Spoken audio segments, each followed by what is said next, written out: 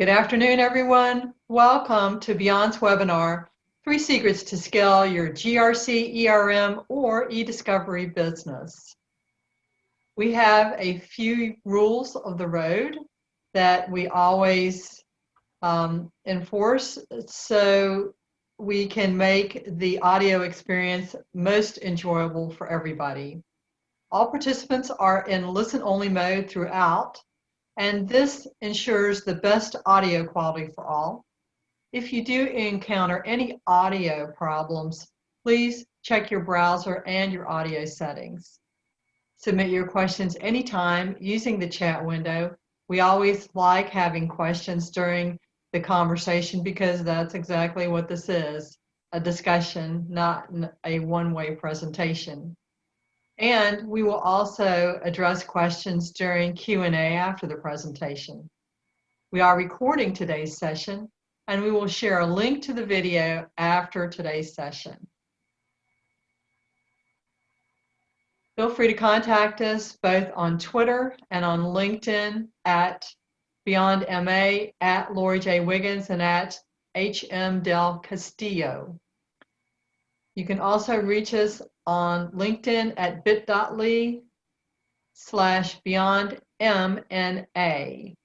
And lastly, special thanks to our video editor and producer, Scott Taylor. And now it is my pleasure to introduce Hector Del Castillo, Chief Product Officer for Byond, and today's presenter. Hi, Hector, how are you? Doing great, Lori. It's a pleasure to be here, and thanks so much for this opportunity. And hello, everyone. I wanted to welcome all of you to today's discussion.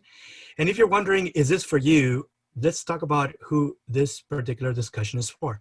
This discussion is for CEOs that want to scale their business, and specifically CEOs of GRC or enterprise risk management or integrated risk management, in addition to eDiscovery platform vendors. And we are talking also to any executives that have organizations with a growth mindset and want to build an enduring business. So if you are in those spaces, this is for you, and welcome everyone.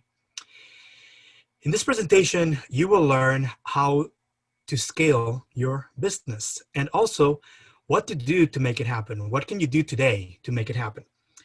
And we're also want to find out if this sounds like you. You've worked hard for years growing your business, but now you want to make it grow faster. You're looking to outpace the competition. You're looking to increase the resilience of your entire business. And you want to position your company to buy maybe other competitors or maybe other players that you see would add value to your customers. So if this is you, welcome. There's nothing for sale, and our goal is to provide value. We're asking you to submit any questions, any content you want us to cover as far ahead as you can, because if I can fit it into the program, I will do so, and then we can also cover any remaining questions or comments, suggestions during the Q&A portion of today's discussion. Who are we? Well, Lori is Chief Executive Officer of Byond, and she has over 30 years of experience working for technology and software companies, and also has helped businesses grow revenues since 2010. She loves working with executives to successfully scale their businesses. She's a Virginia Tech graduate and also enjoys singing, traveling with her husband and family. A little bit about myself. I also have over 30 years of experience working for technology and software companies. I also like working with executives and helping them not just grow, but scale their businesses. I'm a UC Santa Barbara graduate, also a UT El Paso graduate, and I love running, so I play soccer as well as run and enjoy walking and walking outdoor, whether it's paved roads or trails. That's what I enjoy doing. So let's go ahead and get started. For those of you that are wondering what's the difference between growing a company versus scaling a company, here's the difference, right? On the left-hand side of this, we're talking about business growth. And growth means that you're growing your revenue, but then also as you capture and in order to support additional customers that you're capturing, you need to hire more people. And therefore your cost structures will grow because it starts with investment in your people, more processes, more tools, and more locations. This is all of these things will actually also increase your cost structures as you capture more customers. And that's what most companies do. They grow, but they don't necessarily grow their profitability because as they grow, they will also, their cost structures also grow. Those that focus on scaling the company focus on not just growing the top line, their revenue, and increasing the number of customers to lots of more customers, but they're also working hard at maintaining the value proposition and managing the customer experience that they're delivering to customers while they're cost reducing over time, whatever they're doing in their operations. And it's a constant way of doing business where the more they capture and the more customers they get, they're looking at, say, how do we actually continue to deliver the same value to our customers, continue to capture more customers while we're still bringing down and focus on cost reduction as well.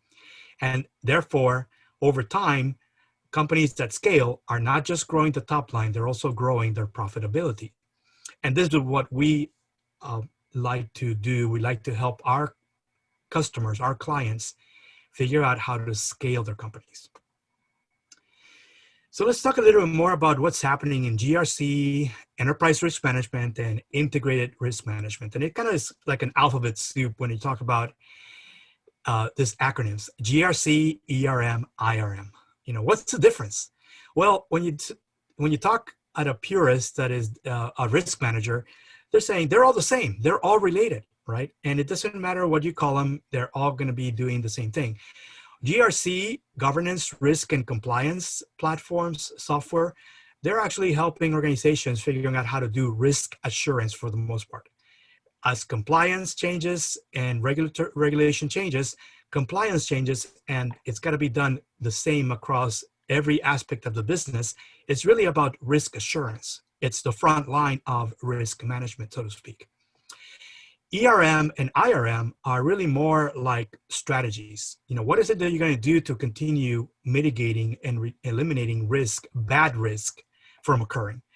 And there are systems that can help you start modeling and planning and doing all of the forecasting based on changes that you anticipate may happen soon. And that's what ERM and IRM systems and platforms allow you to do for the most part. And lately, both have been enjoying, all of these have been enjoying a pretty high growth rate, and specifically on the adoption of enterprise risk management and integrated risk management platforms. The growth rate has been forecasted to be around 22.3% per year. And in 2020, the global market is, actually this is US market only, is 2.1 billion, growing at that pace in 5 years by 2025 to 5.7 billion. And this is just the US GRC, and also includes enterprise risk management and integrated risk management tools. And this also shows that the majority of investment is actually on the software platform side, not on the services. Yes, you need to do services to actually deliver and make sure that whenever there's any updates to regulation, the compliance side, or a change in how you're managing the risk for your organization, that those are deployed by making sure that you're adopting updates and any changes to your processes and maybe the way your people are using these particular tools. But for the most part, this allows the organizations to automate as much as possible to allow and enable their users to do their work and be able to manage all this without having to do much coding at all. And that's what's happening. We're looking at the GRC and ERM software platforms specifically, and the growth rate is supposed to be fairly high. And the majority of this demand is going to be on continuing to improve and launch new functionality, new capabilities for software vendors. And the difference between GRC and ERM, according to Gartner, and actually Gartner coined the term integrated risk management. And basically saw the GRC systems, these are the ones that have been around the longest. I want to say at least maybe 40 to 30 years. They've been around a few decades now. And they tend to be mostly closed, largely proprietary. Most of them are driven towards compliance and are more rigid, less flexible. Whereas the more modern, and these tend to be the ones that allow not just to forecast, but also anticipate, and then also may actually do some of the risk assurance that GRC platforms do. This is what they call the integrated risk management platforms. And they tend to be open, integrated upfront. So there's very little work in actually just integrated with whatever systems you're already using, regardless of what GRC platform you're already using or what other ERM software you're already using. It tends to actually integrate quite easier and are more flexible. Because of this, this is where we expect the growth rate to be the highest, is these type of platforms that are moving towards the open architecture, highly integrated off the shelf, and then also flexible that requires zero coding, but can actually allow users, enterprise users, to change the business rules very quickly with zero coding. And that's what we see is going to be the growth rate for this type of softwares. Taking a look at the latest GRC Magic Quadrant from Gartner versus their latest ERM quadrants, you can see that there's not very much overlap between the vendors that are sort of the leaders in GRC platforms versus the leaders of ERM platforms. There are a few exceptions, and that is companies like IBM and MetricStream that are leaders in both quadrants. And we therefore see that that's where most anybody that wants to migrate from being mostly a GRC platform vendor to become whatever is going to be adopted in the next 5 to 10 years, they need to shift their GRC platforms to become more ERM platforms and do the same thing that IBM and MetricStream have done. And we see that much of this can be done perhaps organically, but often the GRC platform vendors may actually need to do inorganic, which means either acquiring or merging with other platform software publishers to actually be able to make that shift for the future. And so this is where we see that there may be an opportunity if you're in that paradigm where you're trying to shift from being a mostly GRC closed and inflexible platform, becoming more of an open and having already integration done and being more flexible with very little coding required for enterprise users, then we can help you with that migration if you're in that space. Shifting over to a different market, and that's eDiscovery. Here's what's happening in eDiscovery. It's a slower annual growth rate. It's actually 10% compared to 22+% for the previous ones that we talked about. And actually smaller as well based on size, because now we're talking, this is a global picture, $10.8 billion versus $17.3 billion. But if you look at North America, which is the blue, you can see that that's actually about at the maximum 30% of the total global market. Somewhere between 25 to 30% of the total global market. So therefore, investment in eDiscovery is lower and also growing at a slower pace than the previous market we spoke about. Here's the other flip side. The majority of demand is not on the software platforms. The majority of demand, and the way it's going to be somewhere between 10 to 13, actually for the last 5 years, the growth rate was 13.1, and it now has been slowed down between 2020 all the way to 2025 to 10%. So really adoption of eDiscovery has sort of like slowed down. But that was before COVID-19. Is that really going to be slowed down, or are we seeing a shift? Not really sure. I think right now the market is sort of like trying to redefine itself. And what we're seeing right now is courts are meeting online. And whereas before law firms were sort of slow to adopt anything that was technology driven, eDiscovery is what you need to do to be prepared very quickly, especially when your organizations are across markets and you need to very quickly gather all the information in a way that can be analyzed, and then discovery work being done in preparation for litigation. So what we see is that perhaps what the shift would mean is that a greater adoption of software platforms and maybe integration of some of these platforms that are not fully complete, but need to actually be integrated quicker in order to have a full solution that actually appeals to the majority of law firms that are involved in the e-discovery type of business in preparation for pending litigation. And I think that will be the future. 5 to 10 years, you may see an acceleration of more software vendors actually investing to have a complete solution that appeals to lots of law firms, not just one, but many law firms at the same time. And that's what would allow eDiscovery platform vendors to have a scalable eDiscovery platform business. So now that we talked about things that are happening in the market, let's talk about in general, what are some of the things that you need if your organization needs to be prepared or prepare itself to scale the business. And we're going to talk about 3 different types of value propositions that can be offered. We talk about, of course, the customer value.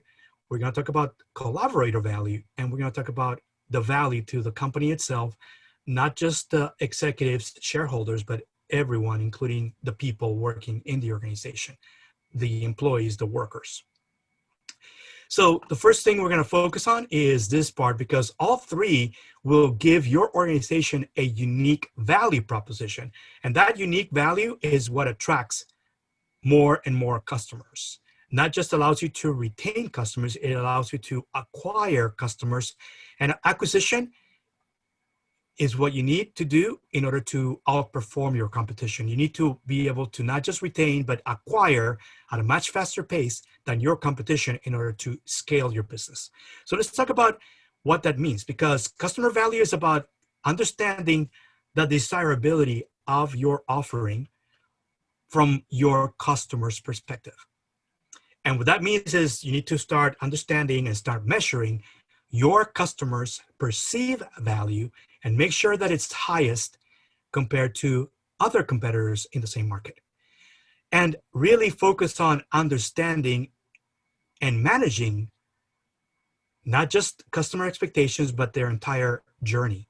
Looking at what is the total cost of ownership of your solution once they adopt, and make sure that you have frictionless journey compared to other competitors. And if you look at what I spoke about earlier, having a closed system that is inflexible, like GRC systems were initially developed, now everybody's trying to migrate to integrated risk management solutions because they tend to be flexible, open architecture, much easier to support and maintain compared to the legacy GRC platforms. That is about managing customer journey, and is what most customers are looking for today. A frictionless, best-in-class type of journey. And that's why most of these vendors are trying to make the migration from being a GRC platform vendor to becoming an ERM platform vendor. Really, it's about doing having a fully integrated risk management solution that allows you to manage risk, but also then ensure that on your daily operations, you're making sure that risk is being managed accordingly across all of your business functions. So that's customer value. It's about understanding the desirability of your offering from your customer's point of view. And in this case, your customers are entire organizations, right? These are all B2B type of markets. You're selling into other businesses. So let's focus now on the second piece, and that is collaborator value. Well, collaborator value has to do with understanding all the core functions that are part of your operations, not necessarily the customer facing functions, but the ones that happen on the backstage, the ones that may not necessarily be obvious to your competitors, but are still critical because they're needed in order for your organization to deliver that unique value proposition. And it really has to do with understanding your organization's uh, the feasibility of your offering. In other words, being able to start looking at who are your strategic partners that you need to maintain and make sure that you keep, because they're helping you reduce your time to market, create that great experience that your customers are expecting, and reducing your cost of operation as well. And it also includes suppliers, right? Suppliers are the ones that basically provide you an input that you can now enhance before you make a delivery to your customers. And the more customers demand, the more you have to take in from suppliers. It's a constant value chain of moving from suppliers to you, to your customers. And those are, the more demand from your customers, the more you have to also demand volume, higher volume from your suppliers. So you want to make sure that at least all of these strategic partners and strategic suppliers are all lined up and know, and you can forecast and anticipate what is going on so that they are prepared to help you as you get more demand from your customers. Everybody's lined up to give you the demand that you need without necessarily increasing your operational costs. And it's really the equivalent of turning capital expenses into operational expenses. And once you have made that shift, turning many of your operational expenses from being variable, meaning the more you use, the higher the cost, to fixed costs, which means a little bit gives you a lot more. And those are specific types of partners and suppliers that you want to look for. And those types of agreements that allow you to turn variable cost structures into fixed cost structures, so that a little bit of more incremental cost structures allow you to now satisfy 30, 50 times more the number of customers that you're dealing with today. So a lot of this work in the collaboration space is about cost reduction and making sure you have the right agreements and the right terms and the right service level agreements with your partners and suppliers.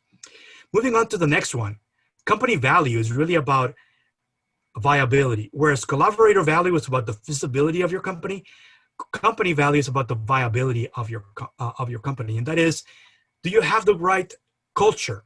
And a growth mindset culture is what you want to have in order to ensure that your company continues to scale, because scalability and a growth mindset culture means that everyone in the organization is quick to adapt, are flexible in the way they work with each other across functions and across locations when they're all part of the same company, and are always focused on taking some action even when it's not clear what is the right decisions to make at the time.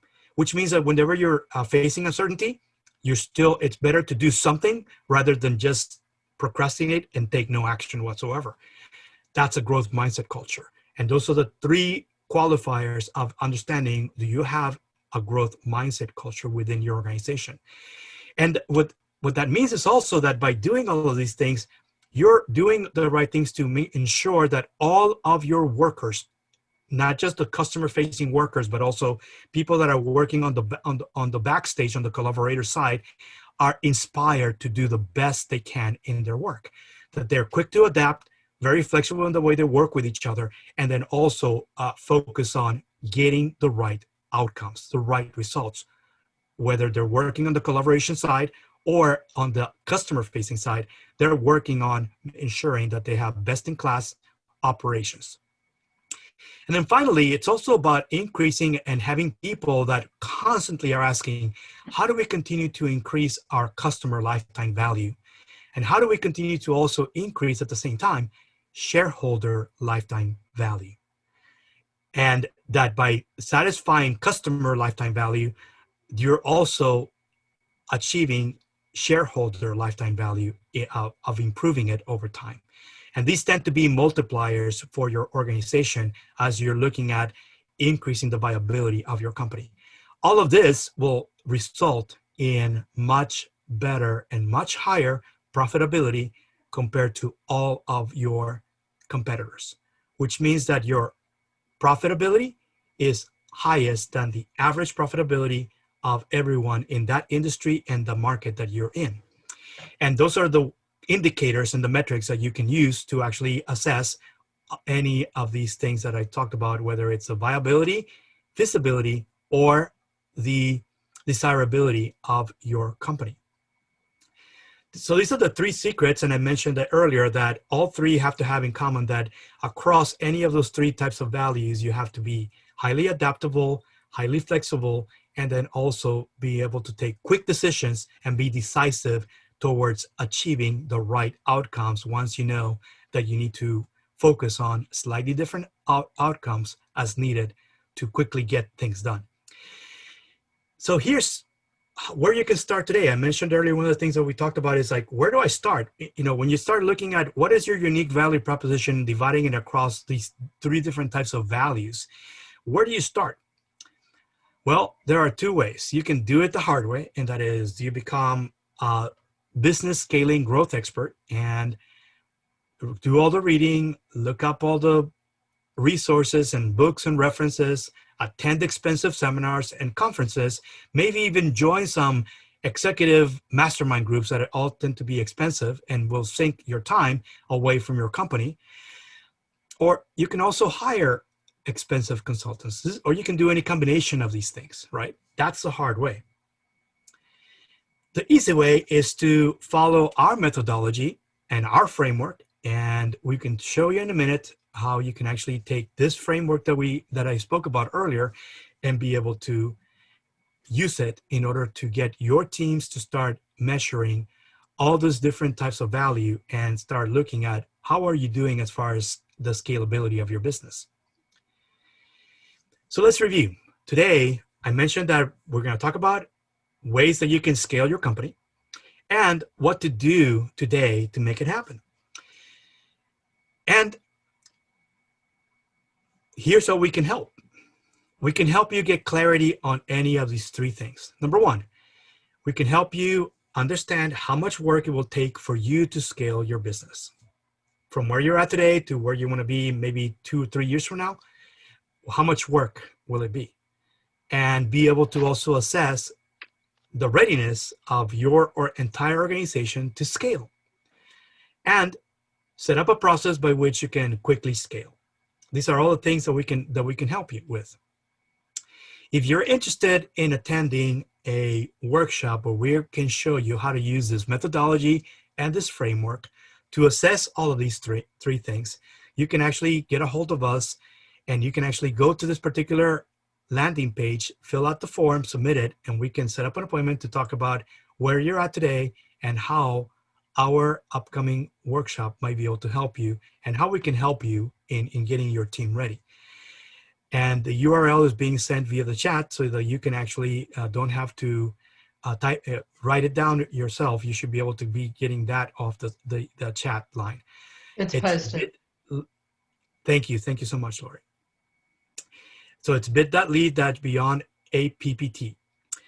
And also, if you want to get more details about this particular workshop that I spoke about, you can actually email us directly at solutions@byondma.com. And again, we're sharing with you this particular email address so that you can reach out to us if you're interested in finding out more about this upcoming Scaling Your Business workshop that we're offering. It's going to be live online, and we'll be announcing it in a few weeks.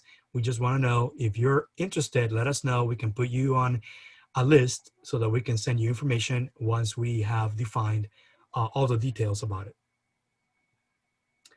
So with that, we're ready for questions. Lori, I wasn't really sure if we have any questions, but take it away. Thank you for that good presentation, Hector.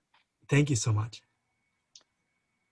One question is that, how does the approach to risk change when you're moving from a GRC to an ERM platform We have just a moment before we need to end, so if you can answer that briefly. Thank you. Sure. So the main thing is that your risk position may not change, right? If the transition could be done overnight, your risk position may not change at all. It just basically allows you to be able to recognize things that allow you to now do prescriptive actions, which means if there's anything that's about to happen that you can prevent, or you can actually start making those shifts in anticipation for those things and remove any bad risk from happening, that allows you to do so, making that migration. It basically is about shifting your risk position ongoing, anticipating what's about to happen. The issue is that in order to have these working correctly, you need to have lots of real-time information that you may not have access to right away. And this is why most people are trying to migrate away from inflexible GRC platforms to the more flexible ERM platforms that allow you to start looking at doing the right data management and ensuring that you have the right data quality to be able to make these real-time decisions as to how do you make prescriptive actions to remove or eliminate bad risk from happening to your organization. Thank you, Hector. A word about Byond. We do assist lower mid-market technology and software companies to scale, buy, or sell. And feel free to get in touch with either Hector or myself for further discussions about your particular company situation. It has been our pleasure to have you on this presentation today. Thank you for attending. Hector, thank you again. And everyone, please stay well. Thank you so much, Lori. It's been a pleasure. And thank you, audience, for your questions, and reach out to us if you have any additional questions. Thank you so much. Have a great day.